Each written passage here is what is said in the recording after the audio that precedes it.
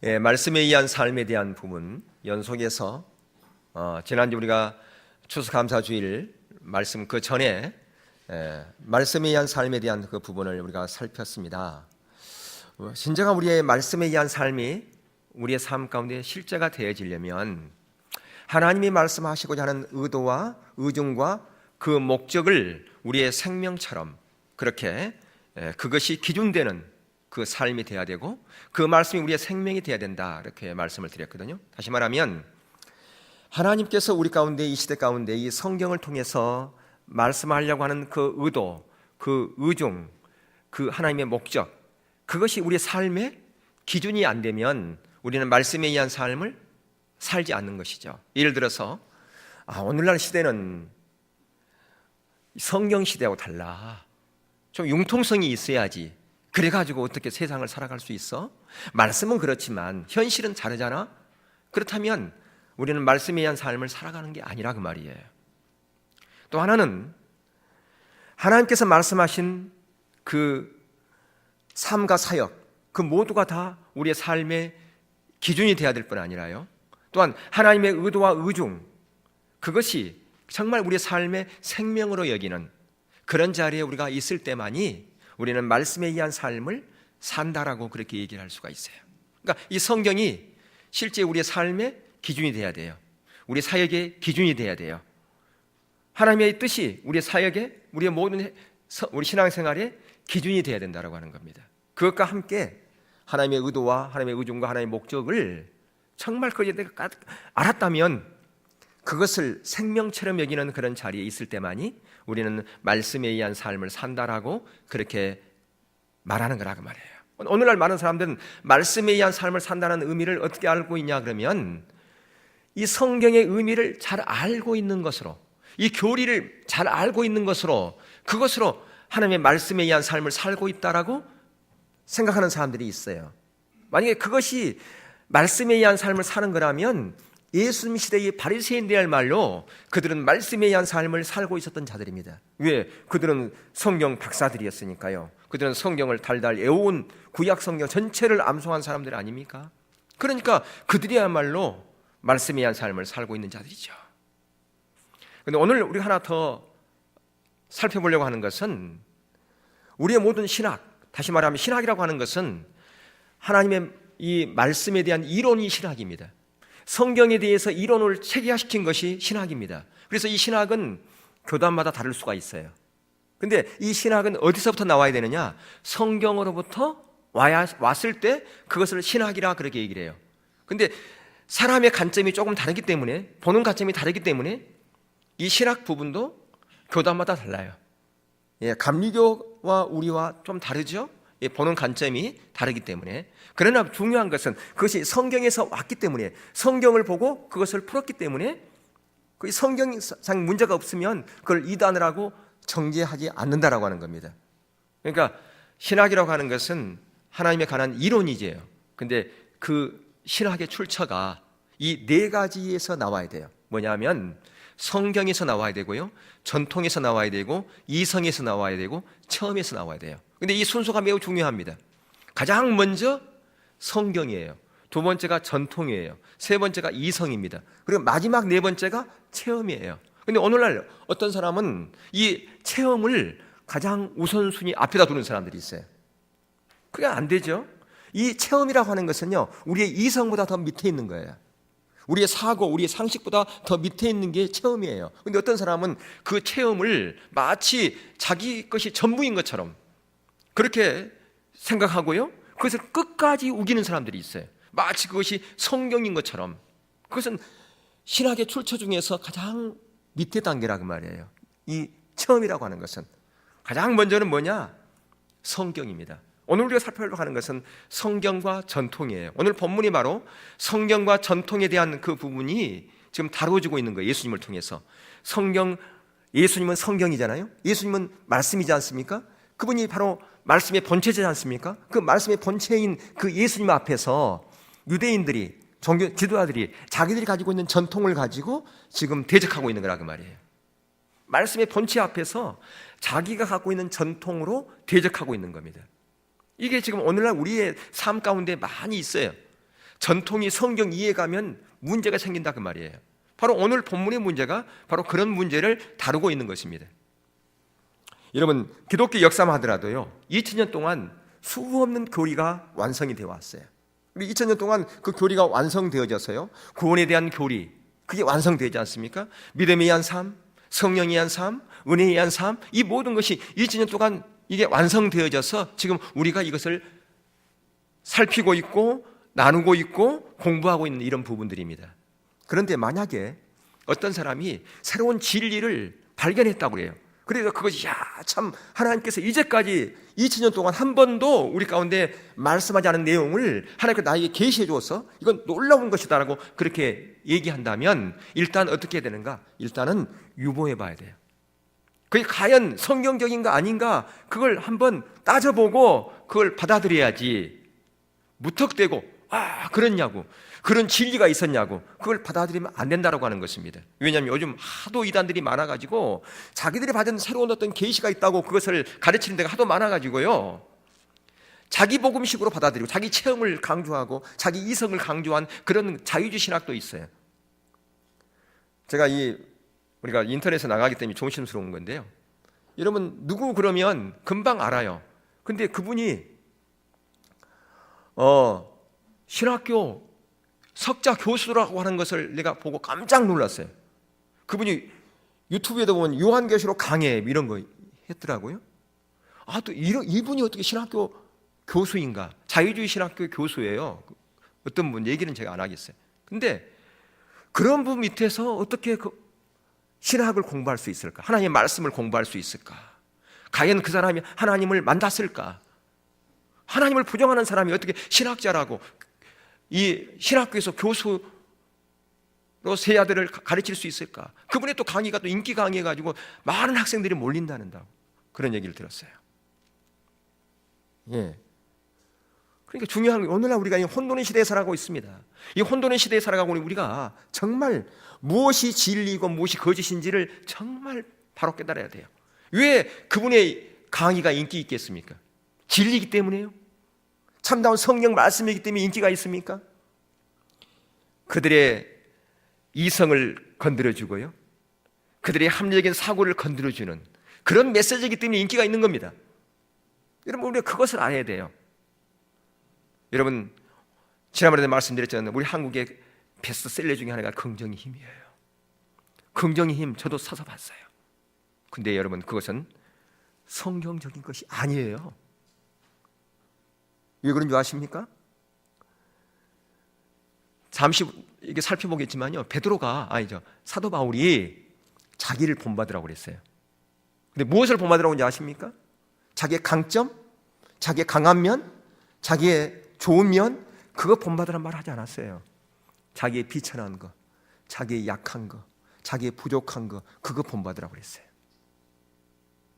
그러면서 세상에는 1만 스승이 있지만 아비는 적다는 거예요. 이면 스승에게 뭘 배웁니까? 스승의 좋은 학문적인 지식 배우는 거 아닙니까? 강점 배우는 거 아닙니까? 근데 그런 스승은 있지만 아비는 그게 아니라는 거예요. 여러분 그렇기 때문에 저를 통해서도요 좋은 점, 장점 그거 배우려고 그러면 여러분 잘못 온 겁니다. 저에게서는 배울 게 아무도 없어요. 저에게는요. 바울이 자기의 그런 약한 모습 가운데 자기를 위해서 기도해 달라고 그랬는가? 자기 마음이 높아질까 봐. 마음이 높아지면 하나님의 관점을 잃어버리니까. 우리가 약할 때 강함된다고 하는 게 그거예요. 우리가 약할 때 하나님께서 그 약한 부분을 채우는 거예요. 그게 은혜지 않습니까? 긍정의 힘이라고 하는 것은요 내가 모든 것을 할 수 있다는 거예요. 하나님 없이도 할 수 있다는 거예요.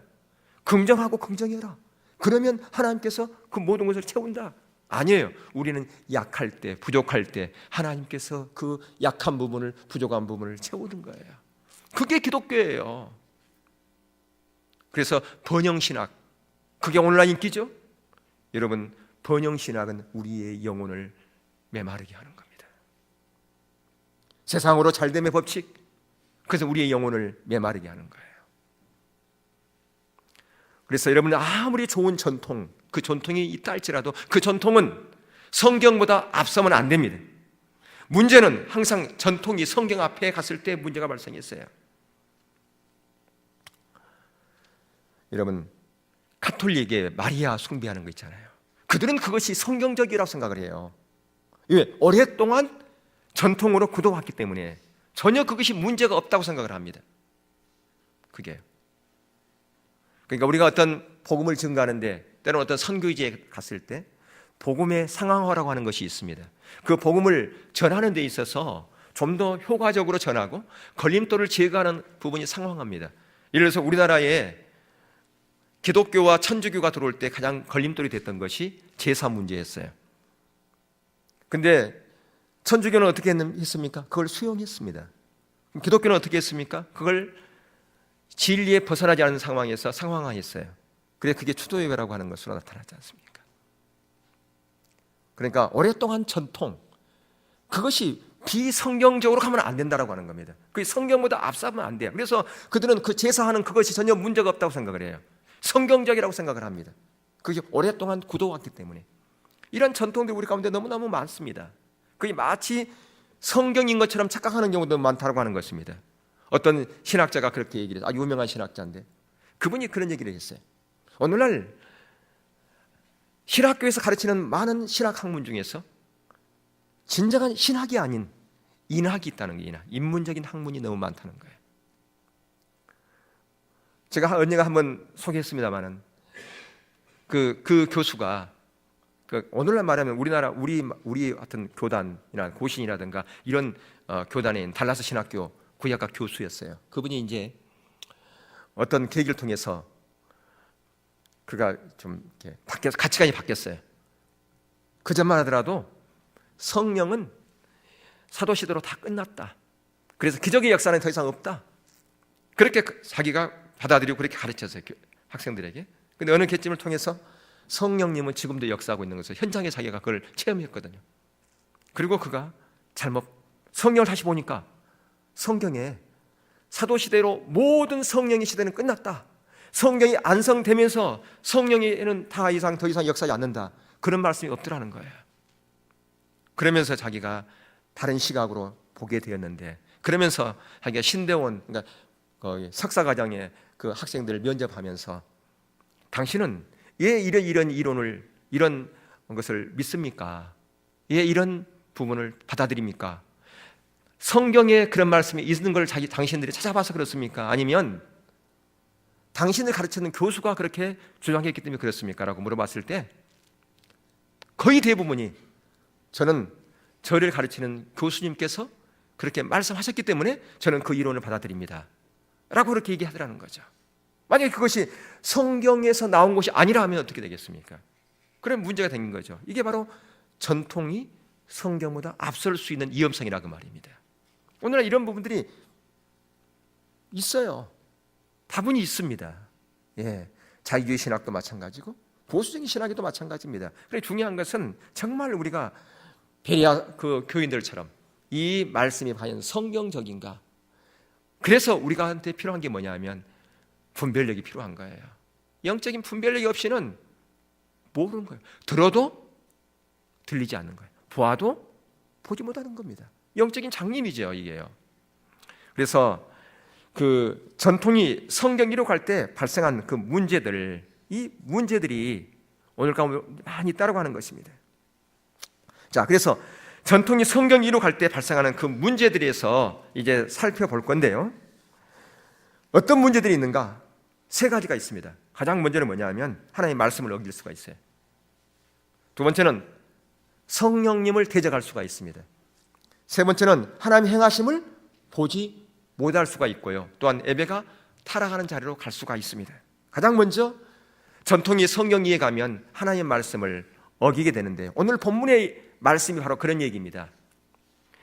예수님 당시 바리새인들은 그들이 가지고 있는 전통대로 신앙생활을 하고 있었어요. 그리고 그들은 그 규례와 규칙을, 몇 가지 규례와 규칙을 잘 지키는 것, 그것이 신앙생활인 걸로 그들은 알고 있었습니다.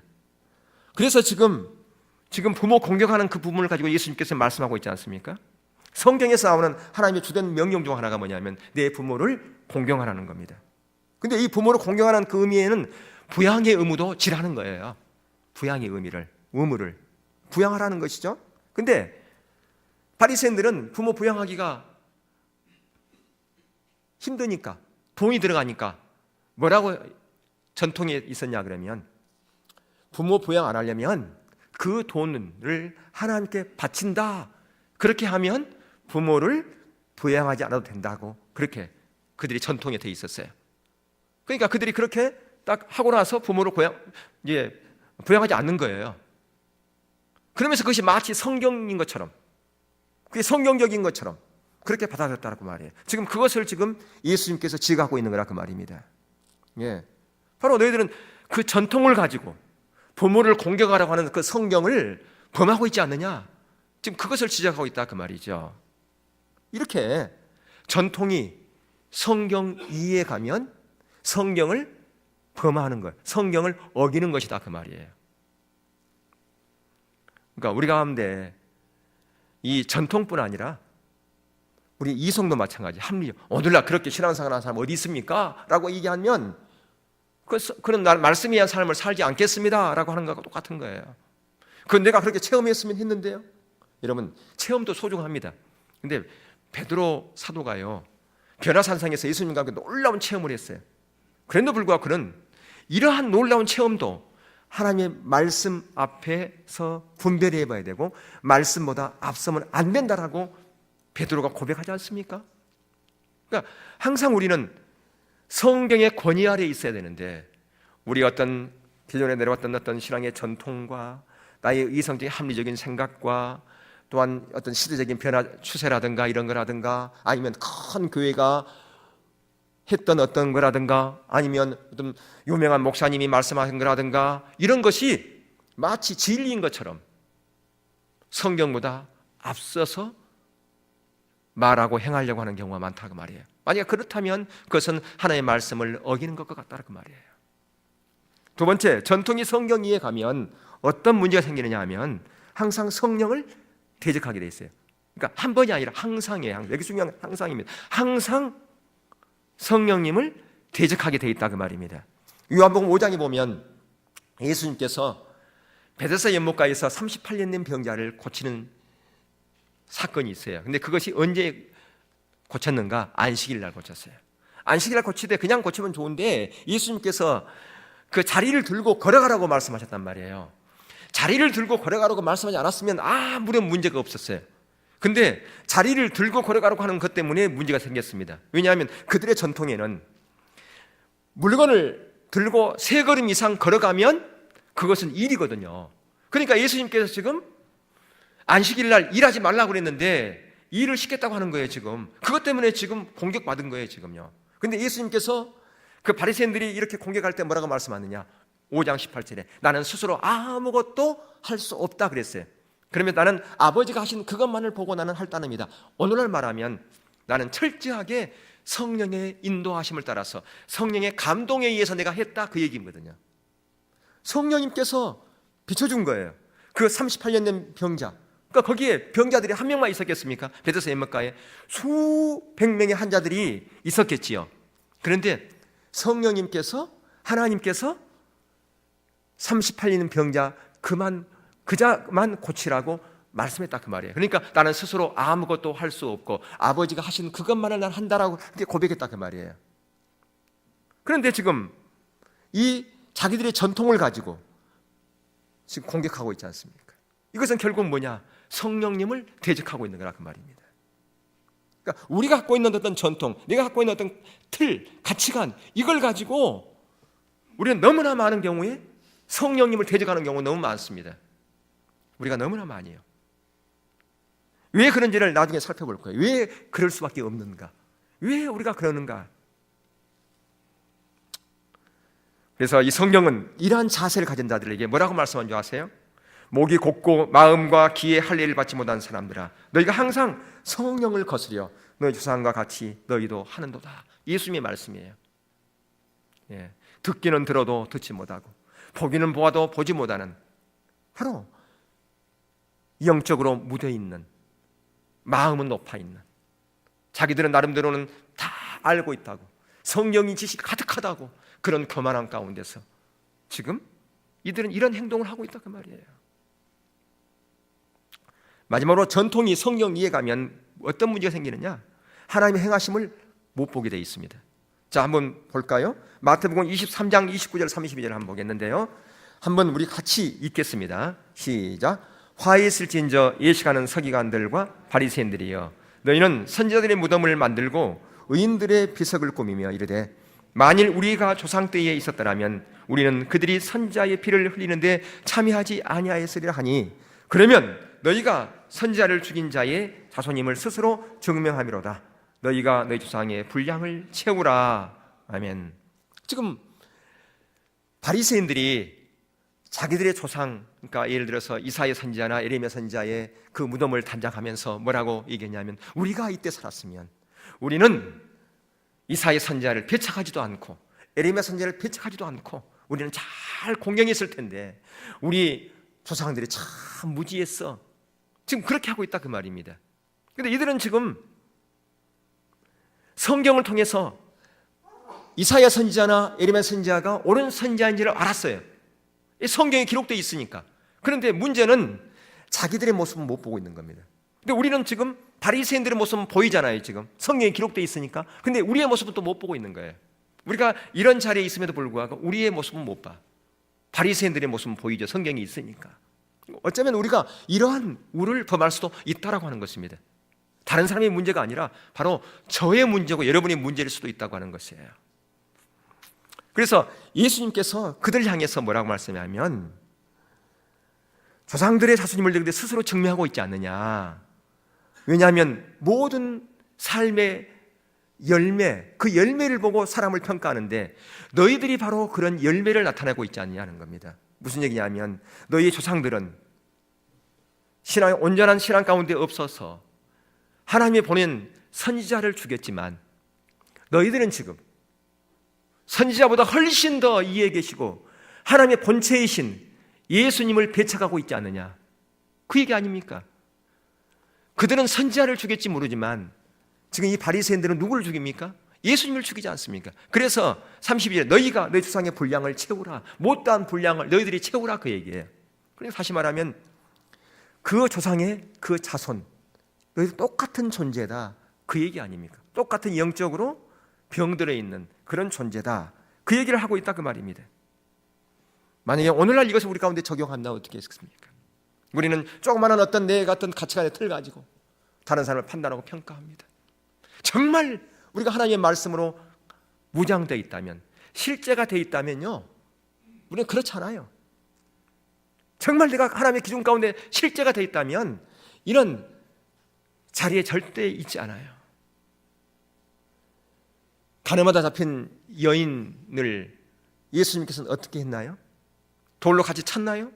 그렇지 않았어요. 때로는 우리가 어떤 부분에 있어서 이단이라 이런 부분을 구별하고 또한 그런 부분을 우리가 이렇게 단호하게 대처하는 부분이 필요합니다. 필요하지만 우리 가운데서 정말 우리 가운데 실제가 되어 있다면 다른 사람의 연약한 부분을, 부족한 부분을 왜 저렇게 했을까? 왜 저렇게밖에 할 수밖에 없었을까? 그런 관점으로 조금 뒷전에서 보고 기다리고 인내하고 그럴 필요가 있습니다. 왜? 우리는 다 완전하지 못하기 때문에, 우리는 실수할 수 있기 때문에. 내가 지금은 이게 옳은 것 같은데 하룻밤 지나고 보니까 내가 그게 아니었구나, 비춰질 수 있지 않습니까? 항상 우리는 연약하고 부족하니까 우리가 그런 자세가 있어야 되는데, 그런 자세가 없으면 내가 가지고 있는 그 틀이 전부인 것처럼 생각을 해요. 근데 그게 과거에 제가 그랬었거든요.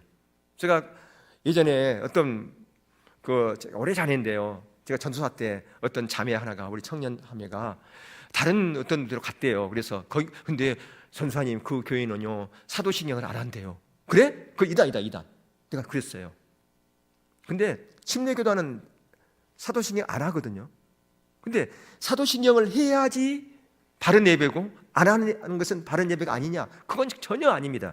문제는 그 사도신경의 그 내용을 안 받아들이면 문제가 있어요.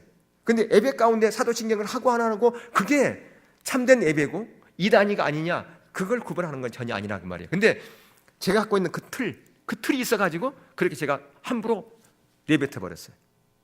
그게 얼마나 큰 죄인지도 모르고요. 예전에 저는 교회에 옷 좀 이상하게 입고 오면 제가 막 견디지 못했어요. 모자 쓰고 예배 드리면 견디지 못했어요. 그랬었거든요. 근데 그게 다 부질없는 거예요. 그게 내 의인 거예요. 내 의. 하나님의 마음으로 전혀 바라보지 못한 내 열심으로 보았던 거예요. 하나님은 전혀 그렇게 생각하지 않은데, 하나님은 그냥 있는 모습 그대로를 사랑하시고 그걸 다 용납하시는데 제가 그냥 하나님을 도와드리려고 그랬던 거예요. 우리가 그럴 수 있습니다. 여러분, 침례교단에서 사도신경 안 하는 것은, 그것은 왜 안 하냐 그러면 종교 개혁을 할 때요, 천주교에서 했던 그런 부분들을 다 이렇게 바꿨어요. 근데 이 사도신경은 천주교에서도 똑같이 합니다, 이게요. 근데 우리 쪽은 이게 성경에는 안 나와 있지만 성경적이다. 사도들이 전승으로 계속 고백했는지 아닌지 모르겠지만 이 고백이야말로 참 성경적이기 때문에 받아들이는 거고요. 그쪽에서는 우리는 완전히 개혁해야지, 어떻게 천주교과 그대로 다 하느냐, 우리는 안 할 거야. 그렇게 해서 안 한 거예요. 그게. 그러니까 그 내용이 잘못됐다는 것은 아니고, 그러니까 이것을 하고 안 하고, 여러분 주기도문도 마찬가지입니다. 주기도문을 예수님께서 지혜들에게 가르친 이유가 뭡니까? 기도의 순서, 가장 먼저 하나님 나라를 구하는 것, 먼저 그 나라와 의를 구하는, 그것이 우선돼야 된다. 그리고 너희 구할 것을, 필요한 것을 구해야 된다. 그 순서를 알려준 거 아니겠습니까? 그게 주기도문의 핵심이에요. 근데 오늘날은 주기도문의 핵심이 뭐냐? 수요일날 예배나 아니면 축도 않고 예배 마칠 때 마치는 거. 그렇게 안 마치면 이상한 예배. 그렇게 돼버렸어요, 주기도문이. 원래 그렇게 하라고 주신 게 아닙니다, 불구하고. 왜? 이게 오랫동안 전통으로 굳어다 보니까 우리의 사고 틀에서 3일밤 예배나 아니면 어떤 기도회나 이럴 때 마지막에 주기도문으로 마쳐야지 그것이 바른 것이라고 생각하는 그런 가치관이 우리에게 형성되어 버렸다고 말이에요. 그래서 그렇게 안 하면 문제가 있는 것처럼 그렇게 생각을 한다고 말이에요. 이게 바로 전통이 성경 이해에 가 있는 것이에요. 그래서 오늘날 여러분들이 우리가 교단법도 총회법도 참 소중히 여겨야 됩니다. 예를 들어서 여러분들 다른 이 교회에서 장로나 또 아니면 장로님이나 안수집사님 이런 분이 이렇게 오지 않습니까? 우리 총회법에는 어떻게 됐냐? 공동회의에서 신임하게 돼 있어요. 재심 받게 돼 있어요. 장로님이나 아니면 이런 직원, 권사님 이 직원 뽑을 때는 3분의 2 찬성이 돼야지 되지만 재신임 받을 때는 과반수 찬성으로 그게 재신임 받게 총회법에 되어 있어요. 이게.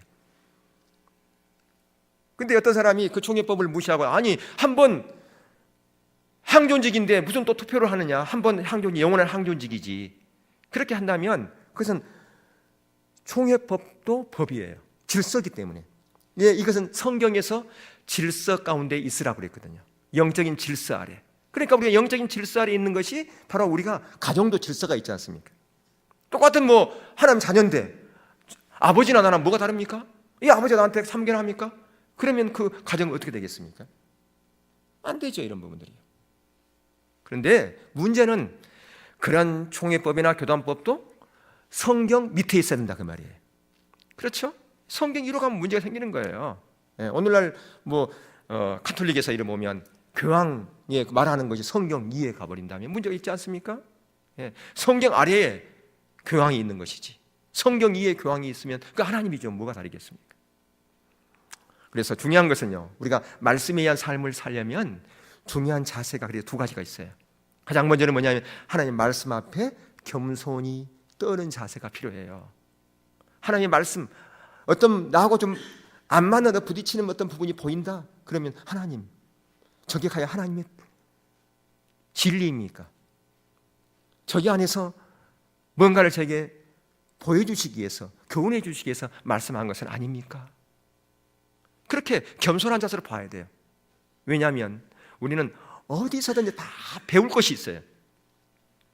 우리의 어떤 가치관과 우리의 기준에 안 맞는 것도 있을 수 있어요. 근데 그 중에 90%는 맞고 10%는 안 맞는다. 근데 많은 사람들은요 10% 때문에 마음 눈을 닫아버려요. 그 90% 중에서 정말 귀한 것이 있어요. 반대로 10%는 귀한 것이 있어요. 근데 90%가 안 맞을 수 있어요. 근데 그 10% 중에서 정말 값진 보화가 있어요.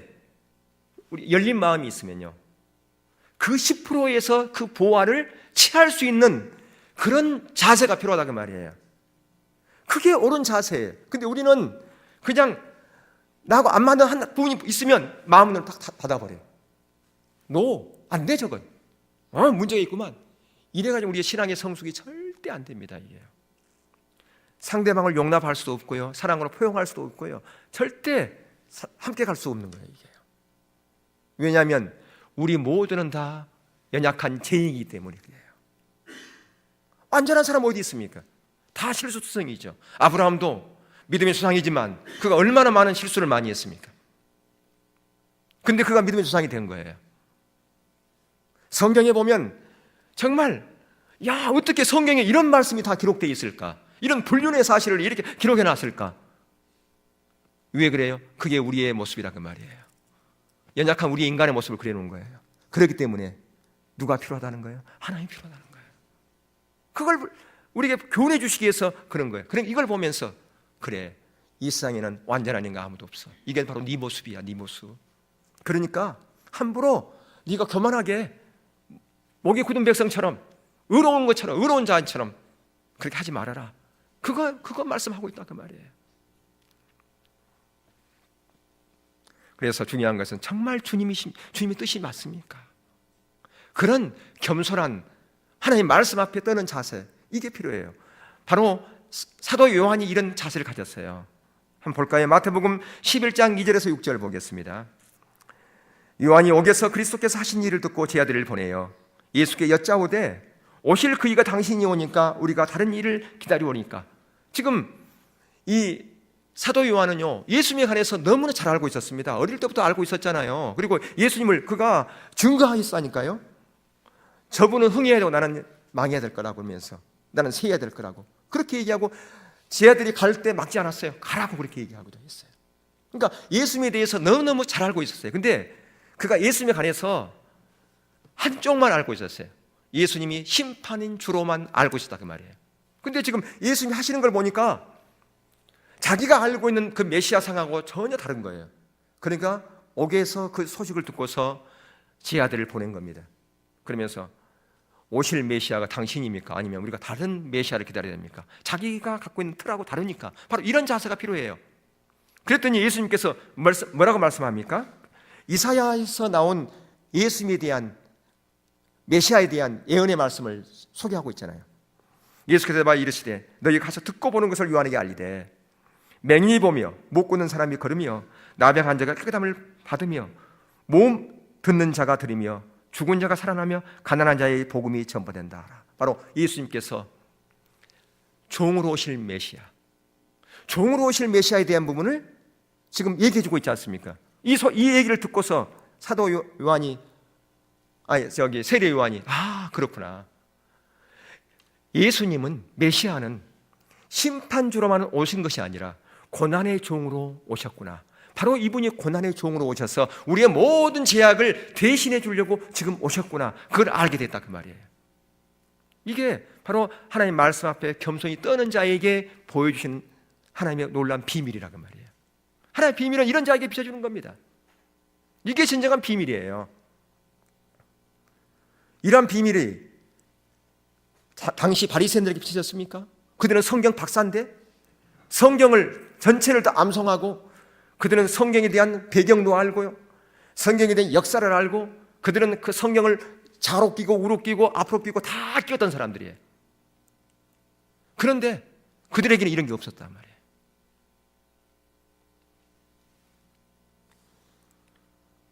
누가복음 3장에서 나오는 요한의 메시지를 보면 그는 예수님이 심판의 메시아인 것만 그는 알고 있었던 것을 볼 수가 있어요. 이제는 하나님께서 더 하나를 비밀한 것을 알려주지 않습니까?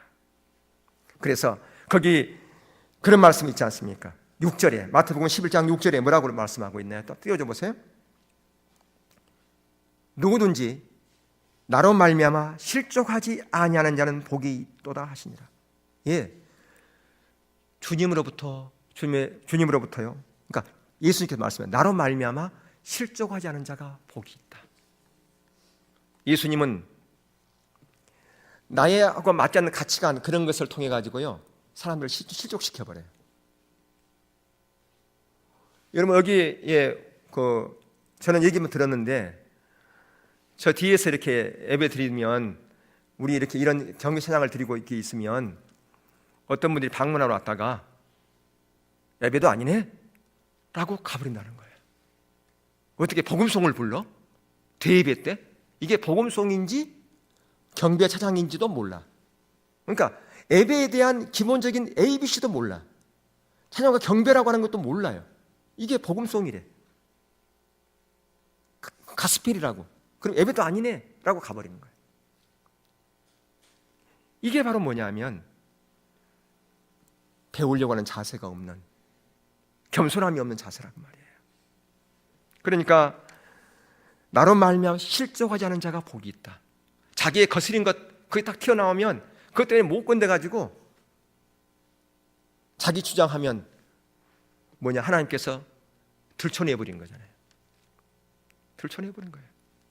그게 바로 11장으로 계속 나옵니다. 11장에서 이제 지속적으로 뭐 나오냐면 예수님과 종교 지도자들의 충돌이 계속해서 나와요. 지금 이 말씀을 하고서 그걸 의도적으로 지금 이게 이렇게 나오는 거예요. 하나님의 말씀을 통해서 실족하지 않기를 주님의 이름으로 축복합니다. 예. 그래서 우리가 하나님 말씀 앞에 떠는 자세가 없으면 안 되고요. 배우자 않은 겸손한 자세가 없이는 절대로 우리는 말씀에 의한 삶을 살아갈 수가 없습니다. 또 하나 우리가 말씀에 의한 삶을 살아가는 데 있어서 중요한 자세가 뭐냐면 담대함이에요. 담대함. 여호수아 1장 6절 이하를 보면요, 여호수아에게 하나님께서 담대하라는 말씀을 8번 강조하고 있어요. 한 번도 아니고. 여호수아가 연약하기 때문에 그런가요? 아니요. 그는 모세와 함께 하나님의 역사를 경험했고요, 모세에게서 놀라운 하나님의 그 지도자 수업을 받았던 사람이에요. 그렇기 때문에 그는 연약한 리더가 아닙니다. 그런데도 불구하고 그에게 담대하라고 8번이나 강조하는 이유가 뭐냐면 하나님의 일을 하는 데 있어서 담대함이 없이는 중간에 여러 가지 환경 때문에, 장애물 때문에 넘어질 수 있기 때문에 담대하라 그런 거라고 말이에요. 여러분 사도 바울 보면 사도 바울은 담대함이 필요할까요? 필요 없을까요? 사도 바울도 담대함이 필요했어요. 그래서 에베소 교인들에게 나를 위해서, 나의 연약함을 위해서 기도해달라. 예, 내가 복음의 비밀을 더욱 담대하게 전파하도록 나를 위해서 좀 기도해달라. 그렇게 기도 요청을 했어요. 왜 그랬을까요? 우리는 그 서신서의 전체를 보면 그 부분을 조금 이해할 수 있을 것 같아요. 예, 그가 이런 말을 했어요. 바울은 내가 할례를 전했으면 나는 핍박을 받지 않았을 거야. 할례를 전했으면. 그 당시 많은 그리스도인들이 이 말이 현혹됐지 않습니까? 우리가 진정한 그리스도인이 되려면, 그러니까 우리가 구원받은 것은 예수 그리스도의 십자가를 통해서 구원받은 건 맞지만 아브라함의 그 놀라운 복을 받으려면 아브라함에게 하나님께 약속했던 그 할례를 같이 받아야 된다. 그렇게 얘기하니까 사람들이 박수를 치면서 그렇다고, 그게 1등 신자, 그래서 할례 받은 자가 1등 신자, 할례 안 받으면 좀 2등 신자, 그렇게 얘기했어요. 근데 거기서 바울이 그게 아니다라고 계속 외치니까 핍박을 받은 거예요. 그래서 바울이 내가 할례를 전했으면 나는 핍박받지 않았을 거야, 그 얘기하고 있다 그 말이에요. 예, 그 당시 전통이나 팽배한 그 신앙관이 바로 이런 할례 문제, 유대인의 전통, 이런 혼합주의적인 이런 신앙 가운데 있는 그들에게 진정한 복음을, 십자가의 복음을 있는 그대로 전하니까 사람들이 싫어하고 바울을 배척하고 그랬다 그 말이에요. 그러니까 혹시라도 내가 이런 가운데서 내가 타협하면 어떻게 할까? 자기 연약하니까, 자기도 인간이니까 그런 마음이 없겠습니까? 그러니까 나를 위해서 혹시라도 내가 이런 복음에 타협하거나 그럴 수 내가 있으니까 내가 담대하게 있는 복음 그대로를 전할 수 있도록 나를 위해서 좀 기도해 주세요. 담대함을 달라고. 바울이 그렇게 요청한 거 아닙니까? 그게 바로 우리 인간의 모습이라고 말이에요. 그게 바울의 모습이에요. 저의 모습도 마찬가지죠. 그러니까 여러분들이 저를 위해서 기도가 필요해요. 어떤 환경 가운데서도 하나님 주시는 그 비전을 붙잡고 그렇게 가게 해달라고. 근데 계속해서 제가 힘들어지고 어떤 부분에서 상실감을 가지고 그러면 담대함이 식어져요. 과연 이렇게 가야 되냐? 그냥 쉽게 가면 어떻게 하냐? 중간에 그냥 내려놓으면 안 될까? 그런 마음이 자꾸 있는 거예요. 그래서 우리가 오직 은혜, 오직 믿음, 오직 성경의 기치를 걸고 종교 개혁을 했던 마틴 루터를 한번 생각해 보십시오. 그는 오직 은혜, 오직 믿음, 오직 성경, 그걸 가지고 종교 개혁을 했어요. 그 당시 카톨릭의 그 세력이 얼마나 강했습니까? 그 카톨릭의 위협과 핍박, 그 앞에서 그는 목숨을 걸고 오직 은혜, 오직 성경, 오직 믿음, 그걸 외쳤거든요. 그러니까 오늘날 우리 가운데도 마찬가지입니다. 이 마틴 루터와 같은 그런 담대함이 필요한 시대가 오늘날 시대예요. 왜? 오늘날은 많은 가치관들이 세속되어 있어요. 아까도 제가 긍정의 얘기했지만 번영신학 이런 거, 바라봄의 법칙, 이런 모든 것들이 우리 가운데 가치관이 무엇이 진정한 가치관이고 성경의 가치관인지 모르는 그런 시대로 살아가고 있다는 말이에요.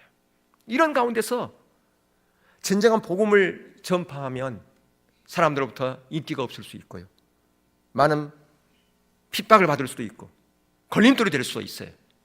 그렇기 때문에 담대함이 필요한 겁니다. 여러분의 삶도 마찬가지예요. 이런 세속적인 가치관 가운데서 정말 이 길이 하나님의 길이기 때문에 내가 타협하지 않고 이 일을 하겠습니다. 그러려면 담대함이 없이는 안 돼요.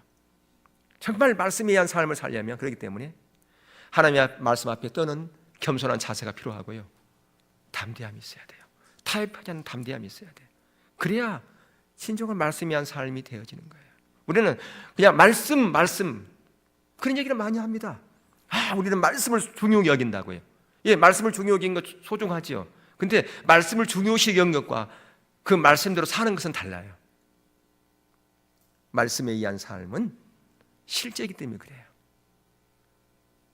원하기는 여러분의 모든 삶 가운데 진정으로 말씀에 의한 삶이 실제가 되어지는, 주님이 할 수 있는 그 놀라운 열매들이 맺어지는 그런 자리로 갈 수 있기를 주의 이름으로 축복합니다. 여러분들이 이게 장어 같지만 나이가 가지고 있는 어떤 가치관과 이 틀을 가지고 하나님을 대적하고 성령을 대적하고 있다고 하는 것이 얼마나 큰 죄인인지를 우리는 알 필요가 있어요. 사람들이 그걸 몰라요.